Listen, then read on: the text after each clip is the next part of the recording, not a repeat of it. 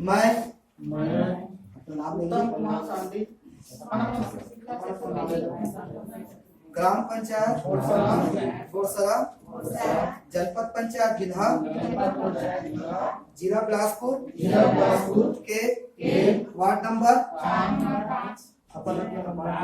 9 का पंच निर्वाचित हुआ ईश्वर को साक्षी मानकर शपथ लेता हूँ कि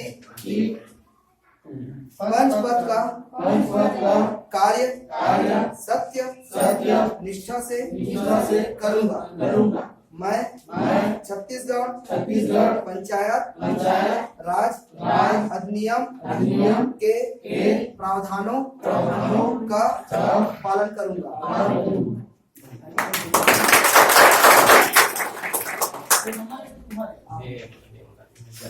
जनपद